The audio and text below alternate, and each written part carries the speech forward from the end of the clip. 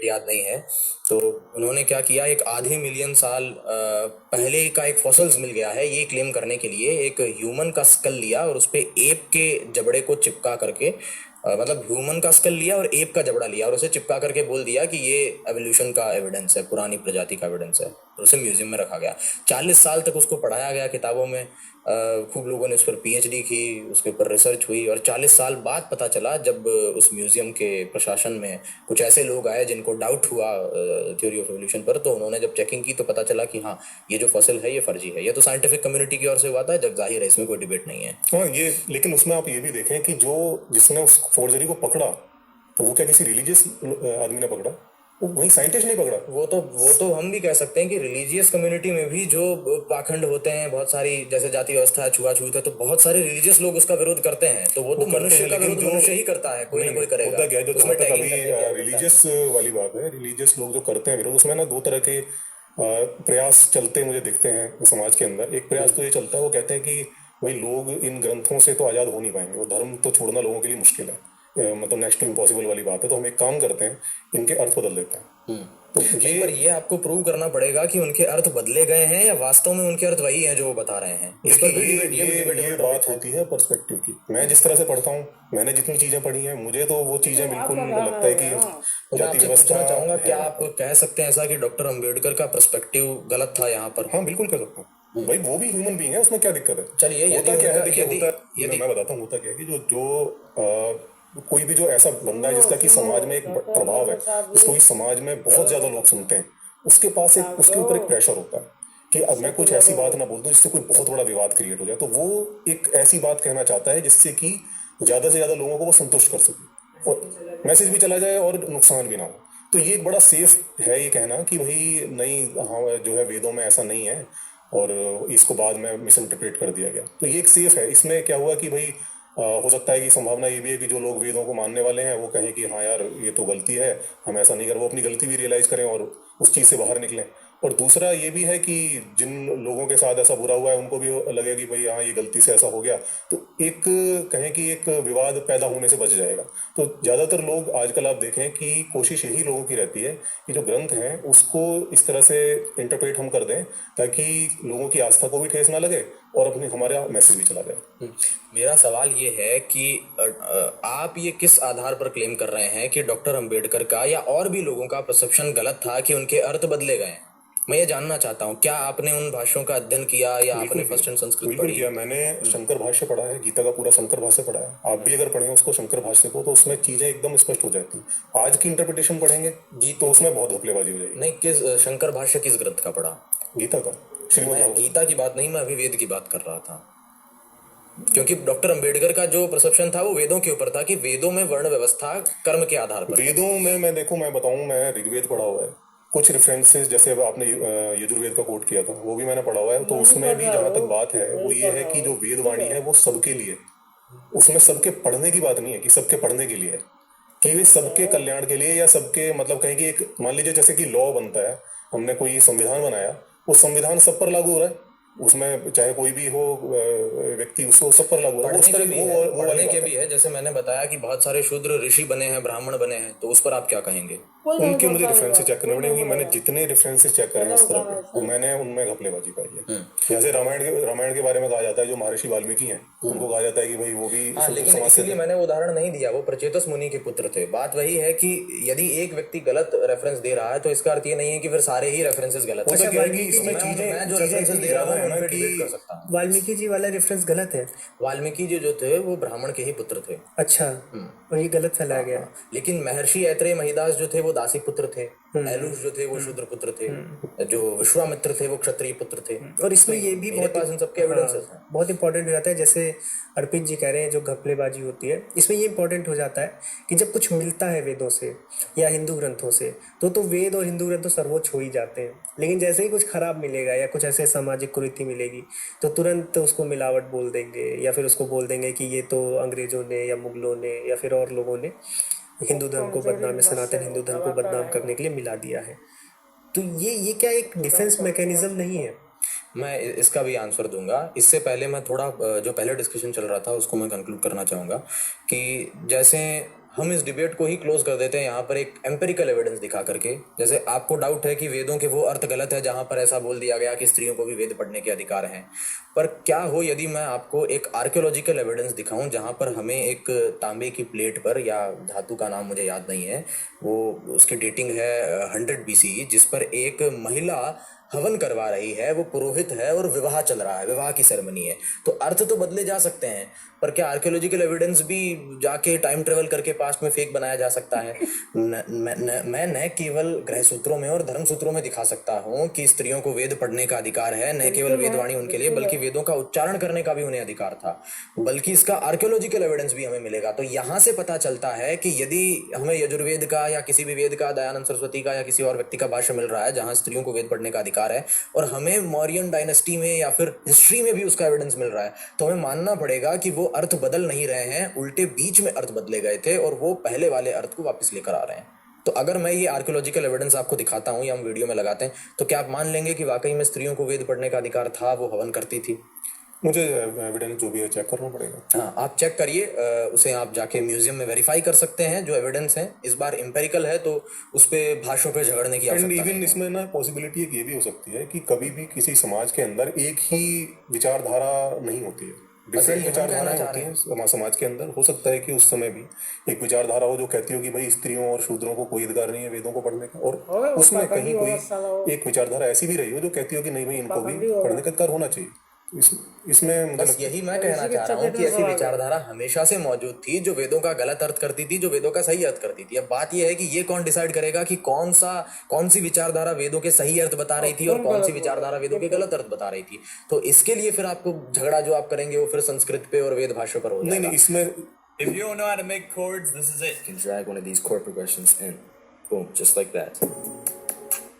लेकिन अगर बात हिस्टोरिसिटी की है कि हिस्ट्री में क्या था या नहीं था, तो वो यहाँ इस आर्कियोलॉजिकल एविडेंस से क्लियर हो जाता है, और मैं डेफिनेटली आपको भेजूंगा, आप लगाइएगा। और इसमें ये वाला जो मिलावट का है, मिलावट वाले का भी हमारे पास में एकेडमिक रेफरेंस है। जैसे मान लीजिए रामायण के बारे में हम कहते हैं कि उत्तरकांड जो है वो बाद में जोड़ा गया है और वो मिलावट है, तो ये खाली कहने की बात नहीं है, हमारे पास इसके मैन्युस्क्रिप्टिक एविडेंस हैं, और एकेडमिक्स में इसे हम क्रिटिकल एडिशन कहते हैं। जैसे भंडारकर ओरिएंटल इंस्टीट्यूट है बोरी, उसका महाभारत है, बड़ौदा इंस्टीट्यूट का रामायण है। तो क्रिटिकल एडिशन में क्या किया जाता है कि जगह जगह से पांडुलिपियाँ कलेक्ट की जाती है अलग अलग पाठशालाओं में से, और फिर डेटा साइंस का यूज़ करके, या तो मैन्युअली या फिर कंप्यूटर का यूज़ करके, जो श्लोक उसमें कुछ ही पांडुलिपियों में मिल रहे हैं और बाकी में नहीं मिल रहे हैं, और वो पांडुलिपियां नहीं हैं, तो फिर वहां से एकेडमिकली डिसाइड होता है कि ये चीजें बाद में जुड़ी है। अब जैसे उत्तरकांड वाला जो रेफरेंस है, इसमें सीधा एम्पेरिकल एविडेंस है कि हमें जो रामायण की पुरानी प्रतियां मिलती है, जैसे बंगाल संस्करण है, बंग संस्करण है, तो वो हमें युद्ध कांड तक ही मिलता है, और युद्ध कांड के नीचे इति रामायण लिखा हुआ भी मिलता है, फलश्रुति भी मिलती है, उसमें उत्तरकांड में नहीं मिलता है, जो कि अराउंड 10th 12th सेंचुरी की है। उसके बाद हमें जो मैन्युस्क्रिप्ट्स मिलती है उसमें हमें उत्तरकांड मिलता है। तो यहाँ से पता चलता है कि रामायण के जो पुराने संस्करण है वहाँ उत्तरकांड नहीं है। तो ये जो मिलावट वाली बात है, केवल पल्ला झाड़ने वाली बात नहीं है, इसकी पूरी एकेडमिक प्रोसेस है। और न केवल भारत में, कुछ लोग समझते हैं कि ये मिलावट वाली बात केवल आर्य समाज वाले ही करते हैं। ऑक्सफोर्ड में, कैम्ब्रिज में, यहाँ पर भी क्रिटिकल एडिशन पर स्टडी होती है कि किसी भी ग्रंथ का जो फर्स्ट वर्जन था, अर्ली रेफरेंस था, वो कैसा था। फिर चाहे वो मनुस्मृति हो, फिर चाहे वो रामायण हो, महाभारत हो, सबका क्रिटिकल एडिशन बनाया जाता है। तो ये खाली पल्ला झाड़ने वाली बात नहीं है। कई लोग ऐसा करते होंगे, पर मैं जो रेफरेंस दे रहा हूँ वो एकेडमिक है, और पांडुलिपियों के आधार पर उसका अध्ययन किया जा सकता है। और इसमें जो जैसे पांडुलिपियों की आप बात कर रहे हैं, जो पांडुलिपियाँ मिली हैं, जरूरी नहीं है कि आपको कौन सी मिल रही है क्या। जैसे अभी भी मैं देखता हूँ कई जगह ये भी बताया जाता है कि वेद जो है एज ओल्ड एज वो 14th सेंचुरी या संस्कृत 8th सेंचुरी तक की ही लैंग्वेज है, क्योंकि उसके पुराने प्रमाण नहीं है। ये आपके भी मतलब हमारी टीम ने बताया कि जैसे आपकी जो रिसर्च है उसमें ऐसा देखा जाता है कि जो संस्कृत भाषा है उसके बहुत पुराने प्रमाण नहीं मिलते हैं। पाली के तो फिर भी अशोक के पाली से संस्कृत बनी है। हाँ, मतलब ये भी बोला जाता है कि जो संस्कृत भाषा है, और तो जब इतनी कोई नई चीज़ है या फिर उसके प्रमाण ही नहीं है पुराने, तो फिर ये मिलावट वाली बात का भले हम कितना भी उसमें हम वो कर लें कि हम चीज़ों को बटोर के देखें क्या चीज़, जब हम उस मूल पर तक पहुँचेंगे कैसे? क्योंकि आप तो क्लेम कर रहे हो कि आप 3000 BC, 2000 BC, 1000 BC की बात कर रहे हो, लेकिन यहाँ पर जो प्रतियाँ ही मिल रही हैं वो 10th सेंचुरी 11th सेंचुरी की मिल रही हैं। तो ये इस पर भी मैं आपसे जानना चाहूँगा कि क्या ये मतलब कंफर्म है कि संस्कृत भाषा जो है 8th सेंचुरी 9th सेंचुरी तक की लैंग्वेज है, और पाली प्राकृत भाषाएं पुरानी थी, और जो वेद आदि हैं वो 5th सेंचुरी मतलब AD के बाद लिखे गए हैं। लेकिन इस बारे में मैंने बहुत ज़्यादा अध्ययन नहीं किया है, थोड़ा बहुत ही अध्ययन है, और कुछ चीज़ें हैं जो कि मतलब मुझे समझ आती हैं, और मे भी वो गलत भी हो सकती है, मैं उस पर भी जोर नहीं देता ज़्यादा। एक चीज़ ये है कि संस्कृत आप देखो तो एक वाकई में ऐसी एक कल्चरल लैंग्वेज लगती है कि जिसको कि बड़े दिमाग से सोच समझ कर डिज़ाइन किया गया है, क्योंकि जो भी जो नेचुरल भाषाएं होती हैं वो इतनी वेल स्ट्रक्चर्ड नहीं होती, उनमें बहुत सारी त्रुटियां होती, बहुत सारे उसमें हम देखते हैं कि अपवाद हमें देखने को मिलते हैं, तो वो चीज़ें संस्कृत में मिसिंग है। तो मतलब मुझे ऐसा डाउट होता है, और मे बी मैं गलत हूँ या मे बी सही हूँ, मैं इस बारे में ज़्यादा जोर नहीं देता, कि हो सकता है इसको बाद मतलब किसी वो मे बी पाली हो या मे बी कोई अदर लैंग्वेज रही हो उससे, और क्योंकि इसका जो नाम भी है संस्कृत, तो मतलब इसका मतलब इसको संस्कारित करके जो है इसको बनाया गया है, तो मुझे मतलब ऐसा लगता है, बाकी मे बी कि बैठ के क्योंकि संस्कृत जैसे मोहित मैं भी देखता हूँ, यूजुअल जो लैंग्वेजेस होती हैं वो जैसे जैसे इवॉल्व होती हैं वैसे वैसे यूज़ की जाती हैं। संस्कृत का पूरा सिस्टम पहले से ही बना हुआ है, उसमें से कुछ चंक हम यूज़ करते हैं, जैसे विभक्तियाँ हैं, शब्द हैं, वचन हैं, हम सारे नहीं यूज़ करते हैं, हम कुछ 2-4 यूज़ करते हैं, बाकी तो स्ट्रक्चर्ड बना हुआ है। तो एक हाईली स्ट्रक्चर्ड जो लैंग्वेज है, तो क्या ये पाली प्राकृत जैसी भाषाओं से डेवलप हुई है? नहीं, ये बिल्कुल गलत बात है। यदि मुझे आप पहले कहते तो मैं प्रिंट आउट करवा के लाता, मेरे पास पूरा प्रेजेंटेशन तैयार है इस विषय पर तो पहले से ही। अच्छा। अर्पित जी ने पहले ही कहा कि इस विषय पर उनका बहुत खास अध्ययन नहीं है, तो यहाँ अर्पित जी की बात को मैं काउंटर नहीं कर रहा हूँ, क्योंकि वो खुद ही कह दिए कि इस पर उनका बहुत ज़्यादा जोर नहीं है। मैं अपने से ये बात बता रहा हूँ कि जो 8th सेंचुरी और 9th सेंचुरी से संस्कृत आई है, ये जो क्लेम है इसका ग्राउंड केवल और केवल एक लॉजिक है। अच्छा, ये कोई एकेडमिक्स में तो कहीं है ही नहीं। जैसे अगर हम Aryan invasion theory, Aryan migration theory का अगर हम खंडन कर रहे हैं, तो हमें ये है कि हाँ वो एनसीईआरटी में भी पढ़ाया जा रहा है, हम इतनी बड़ी बात का खंडन कर रहे हैं। लेकिन ये जो प्रपोजिशन है ये एकदम ही फुद्दू सा और सोशल मीडिया की उपज है, किताबों में तो कहीं पर भी नहीं पढ़ाया जाता है ये। तो इसकी बैकिंग ये है कि जो देवनागरी लिपि है वो 10वीं शताब्दी में वजूद में आती है। उससे पहले नागरी थी, उससे पहले ब्राह्मी थी, फिर खरोष्टी वगैरह ये सब लिपियाँ थी। तो क्योंकि संस्कृत तो देवनागरी लिपि में लिखी जाती है और ब्राह्मी में नहीं लिखी जाती है, इसलिए संस्कृत 8वीं शताब्दी के बाद आई होगी। ये लॉजिक है। ये जो लॉजिक है कि वो संस्कारित की गई है, ये कोई प्रोफाउंड लॉजिक नहीं है, क्योंकि हो सकता है कोई भाषा शुरू से ही संस्कारित हो। और ये भी बता दूं कि संस्कृत भाषा का नाम संस्कृत है ही नहीं। आप वेदों में या फिर और भी बहुत सारे ग्रंथों में जो हमारी भाषा थी उसे केवल वाणी, भाषा, सरस्वती, बस यही कहा जाता था। संस्कृत तो आज हम इसे कहते हैं बाकी भाषाओं से अलग करने के लिए। जैसे हम कहते हैं कि जब दुनिया में और कोई रिलीजन नहीं होगा तो केवल धर्म और अधर्म ही कहा जाएगा, उस समय हिंदू, मुस्लिम, क्रिश्चियन ये तो होगा नहीं। तो उसी प्रकार से संस्कृत भाषा का खुद का नाम संस्कृत नहीं है पुराने ग्रंथों में। पहला फैक्ट तो ये। दूसरा ये कि ब्राह्मी लिपि में संस्कृत नहीं लिखी जाती है, तो पाली भी आज ब्राह्मी में कोई नहीं लिखेगा, देवनागरी में ही लिखेगा। आज देवनागरी है तो हम देवनागरी में संस्कृत लिखते हैं। बात यह है कि क्या ब्राह्मी में संस्कृत को लिखा जा सकता है?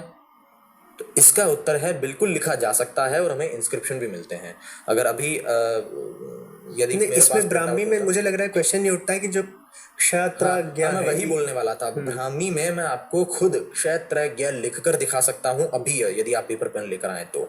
और न केवल लिखकर दिखा सकता हूँ बल्कि लिखा हुआ इंस्क्रिप्शन भी दिखा सकता हूँ। जैसे कुछ लोग कहते हैं कि ब्राह्मी में री नहीं लिखा जा सकता, इसलिए आप संस्कृत का जो क्री है वो खुद ही नहीं लिख पाएंगे। तो बहुत से शब्द हैं, ऋषि हैं, जबकि मैं संस्कृत लिखकर भी दिखा सकता हूँ। और हमें यशोधर्मन अभिलेख मिलता है 3rd सेंचुरी या 4th सेंचुरी अराउंड का, उसमें हमें संस्कृत लिखा हुआ भी मिलता है ब्राह्मी में। इसके अलावा स्पिट्जर मैन्युस्क्रिप्ट हो गई, हाथीबड़ा गौशांडी अभिलेख हो गया, एक दधिमती इंस्क्रिप्शन है जो नागौर के एक मंदिर में मिलता है। ऐसे बहुत सारे ढेर सारे इंस्क्रिप्शन है जो हमें 3rd सेंचुरी BCE से लेकर के, एक यवनराज इंस्क्रिप्शन है, ये सब इंस्क्रिप्शंस की मैं PDF बनाई हुई है मेरे पास, मैं भेज दूंगा आपको, आप पूरी स्क्रीन पे दिखा दीजिएगा। ये सारे इंस्क्रिप्शंस हमें 3rd सेंचुरी BCE से लेकर के 8th सेंचुरी तक के मिलते हैं। 8th सेंचुरी के बाद के तो मैं दिखा ही नहीं रहा हूँ। और इनमें ब्राह्मी लिपि है और संस्कृत भाषा है। और ये सब आपको इंस्क्रिप्शन कहाँ से डाउनलोड करने हैं, तो कहीं गूगल से डाउनलोड करने की जरूरत नहीं है। आप डायरेक्ट जाइए ASI जयपुर की वेबसाइट पर, ASI मथुरा की वेबसाइट पर, वहाँ आपको मिल जाएगा एक साइड में ब्राह्मी और एक साइड में उसका लिप्यांतरण, जिसमें संस्कृत के ही श्लोक हैं। मार्कंडेय पुराण का श्लोक है, वसुदेव और वासुदेव की बातें चल रही है। तो प्रॉपर संस्कृत का हमें ब्राह्मी लिपि में एविडेंस मिलता है, इसलिए संस्कृत ही ओल्डेस्ट लैंग्वेज है। ये सारी यूनिवर्सिटीज में यही पढ़ाया जाता है। संस्कृत से अपभ्रंश होकर के प्राकृत भाषाएं बनी। प्राकृत भाषाओं में पाली, अवहट, मगधी, शौरसेनी, ये सब बनी, फिर उससे प्रारंभिक हिंदी बनी, फिर उससे आधुनिक हिंदी बनी। यही क्रम पढ़ाया जाता है संस्कृत से लेकर हिंदी तक का। बीच में पाली प्राकृत भाषाएं आती है, नहीं कि ऐसा कहीं नहीं पढ़ाया जाता कि पाली से फिर संस्कृत बनी, फिर संस्कृत से अचानक से हिंदी बन गई। तो इस बात का कोई सेंस नहीं है। तो इसके हमारे पास एविडेंसेस हैं। इसमें पाली और संस्कृत की बात करें, संस्कृत के साथ एक क्लेम और करते हैं कि अर्पित जी आपने भी इस पर बात की है कि जो संस्कृत के जो हाईली स्ट्रक्चर की बात करते हैं तो उससे ये बताते हैं कि नासा ने ये दावा किया है, उनका एक रिसर्च पेपर है कि संस्कृत एक कंप्यूटर फ्रेंडली लैंग्वेज बन सकती है। तो इसमें जैसे मैं आपका भी सुना हूँ कि बाइनरी की बात हम करते हैं कि कंप्यूटर बाइनरी ही समझता है, उसमें संस्कृत स्पेनिश आप कुछ भी करो, क्योंकि हम तो सिंटैक्स जो लिखते हैं वो इंग्लिश में लिखते हैं, हिंदी में लिखें। आज तो एक मेरे पास ईमेल भी आया था एक ओम लैंग्वेज करके, तो मुझे इंटरेस्ट हुआ कि भाई ओम लैंग्वेज है क्या है। तो अल्टीमेटली वो एक्चुअली में क्या कर रहे थे, वो जो हम इफ फॉर लूप चलाते हैं, वाइल चलाते हैं, वो उसको संस्कृत में कर दिए थे। वो ऊपर की जो लेयरिंग थी वो संस्कृत में थी। तो ये जो है कि संस्कृत लैंग्वेज जो स्ट्रक्चर है उसका वो कंप्यूटर में यूज़ हो सकता है, ये कितना ऑथेंटिक है और वो रिसर्च पेपर क्या है, इसके बारे में आपको पता है मोहित कि हाँ, मैं इस पर कुछ कि या फिर ये एक मतलब फेक क्लेम है? सोशल मीडिया पर तो जो बोला जाता है इस रिसर्च पेपर को लेकर, वो तो सच में गलत ही बोला जाता है। ऐसा कहीं पर भी किसी रिसर्च ने नहीं बताया है कि एज ए कोडिंग लैंग्वेज जैसे C+ है, जावा है, उसकी जगह हम संस्कृत को यूज़ करेंगे तो कोई बहुत अच्छी बात हो जाएगी। जैसा कि अर्पित जी ने कहा कि संस्कृत एक बहुत वेल स्ट्रक्चर्ड भाषा है, तो ये उसकी खासियत है, लेकिन एज ए कोडिंग लैंग्वेज वो कुछ बेटर है ऐसा नहीं है। एक्चुअल में जो नासा वाला जो रिसर्च पेपर था, और इस पर आपने भी आई थिंक वीडियो किया है, रिक ब्रिक्स का पेपर था, हाँ याद आया। उस पेपर में संस्कृत को जो बेटर लैंग्वेज बोला है वो एज ए इंटरफेस लैंग्वेज बोला है। मतलब AI या ML को, मशीन लर्निंग को हम जो टीच करने के लिए या उसमें एक पर्टिकुलर हमारे फॉर्मूलाज इंसर्ट करने के लिए जो ह्यूमन इंटरफेस देगा उसे, वो यदि इंग्लिश, फ्रेंच, हिंदी की बजाय संस्कृत हो तो मशीन लर्निंग या कंप्यूटर की जो लर्निंग है, स्पेशली आर्टिफिशियल इंटेलिजेंस की, वो अच्छे से होगी। This is not about programming language, वो तो बाइनरी में ही काम करेगी, और 0-1 भी कोई लैंग्वेज नहीं है। वो 0 का मतलब ऑफ है, 1 का मतलब ऑन है, तो वो एक हार्डवेयर की स्थिति है ऑन ऑफ की, और उसके आधार पर वो पूरी प्रक्रिया कार्य करती है। उसमें संस्कृत का कोई रोल नहीं है, इवन संस्कृत का नहीं, उसमें भाषा का ही कोई रोल नहीं है, वो केवल बंद चालू है, बस इतना ही है उसमें। तो ये इंटरफेस लैंग्वेज के तौर पर संस्कृत को बेटर बताया गया है, और ये फैक्ट है। अगर हम संस्कृत में इंस्ट्रक्शंस फीड करते हैं तो उसमें लेस एम्बिग्युइटी होगी रेदर देन कि अगर अच्छा, उसका रीजन क्या है ये भी मैं बता देता हूँ कि जब हम अगर किसी भी एक सेंटेंस को इंग्लिश में लेते हैं, मान लीजिए कि आई विल गो, अब आई विल गो का अगर मैंने ऑर्डर चेंज कर दिया, विल आई गो, तो इसका अर्थ बदल जाएगा। गो को मैंने पहले लगा दिया तो अर्थ बदल जाएगा। मैंने विशाल जी से बात की, यहाँ यदि मैंने की जगह विशाल जी को ला दिया जाए तो विशाल जी से मैंने बात की या विशाल जी ने मुझसे बात की, ये करते ही अर्थ चेंज हो जाएगा। मोहित रोहित के लिए भोजन लाया, वहाँ यदि आपने मोहित को हटाकर रोहित कर दिया तो रोहित मोहित के लिए भोजन लाया, कहानी उल्टी हो जाएगी। लेकिन संस्कृत में ये नहीं होता है, संस्कृत में विभक्तियां लगती है, तो जो कारक हैं, जो उसके जो सिंटैक्स हैं वो उसके साथ चिपके हुए हैं। तो अगर आपने राम खाना खाता है या राम शाम के लिए खाना लाया, इस सेंटेंस को आपने संस्कृत में लिखा और उसके ऑर्डर्स को पूरी तरीके से चेंज कर दिया, तो भी उसका अर्थ वही रहेगा। इवन वेद मंत्रों का भी जब सस्वर पाठ सिखाया जाता है तो उसमें घन पाठ, रथ पाठ, जटा पाठ, अलग अलग विधियां होती है। तो उसमें जो घन पाठ होता है उसमें एक वेद मंत्र को शुरू से लेकर अंत तक और अंत से लेकर शुरू तक और बीच बीच में से शब्द उठा करके उल्टे सीधे तरीके से पाठ भी करना सिखाया जाता है, ताकि कहीं से भी कोई चीज छूट न जाए और उसमें अर्थ नहीं बदलता है। तो चाहे वेद मंत्र हो, चाहे कोई श्लोक हो, चाहे आप उद्यमेन ही सिद्धंती बोले या सिद्धंती ही उद्यमेन बोले, उसका अर्थ एक ही रहेगा। क्योंकि जब आपने बोला राम ने शाम के लिए खाना लाया, तो शाम के लिए जो वहाँ संप्रदान विभक्ति लगेगी, वो विभक्ति उस शब्द के साथ में है, अब वो साथ में चिपक गई। अब आप उसे आगे पीछे करें, उससे कोई फर्क नहीं पड़ेगा। तो जैसे संस्कृत की ये खूबी है, ये उस पेपर में, रिक ब्रिक्स वाले पेपर में बताई गई है। ऐसे ही खूब सारी संस्कृत भाषा की खूबियां हैं, जिससे ऐसा होता है कि यदि आपको एक बहुत मोटा और एक बहुत ही तगड़ा लॉजिक सिस्टम कंप्यूटर को समझाना है तो उसके लिए इंग्लिश भाषा या हिंदी भाषा बोनी पड़ जाएगी। आप 4-5 लाइन्स में नहीं समझा सकते, आपको पूरे पूरे पन्नों का समाहार उसमें जोड़ना होगा। वहीं संस्कृत की जो सूत्रात्मक शैली है वो इतनी कंसाइज है कि आप 7-8 महज लाइन में ही बहुत लंबी गागर में सागर भरने वाली बात कह देंगे। और मैं तो ये भी कहता हूँ कि बाकी भाषाओं में तो इतनी त्रुटियां हैं कि आप कुछ जो सेंस हैं, कुछ जो भावनाएं हैं, उन्हें आप क्लियर व्यक्त ही नहीं कर पाएंगे कंप्यूटर के सामने। वहीं संस्कृत में इतनी ताकत है कि वो बहुत एक बड़े और लंबे एक सेपरेटेड ट्रेनिंग सिस्टम को भाषा में ढाल सकती है। ये सामर्थ्य संस्कृत में है जो और भाषाओं में नहीं है। तो ये उस पेपर में डिस्कस था एक्चुअल में। साथियों, मैं आशा करता हूँ कि ये पॉडकास्ट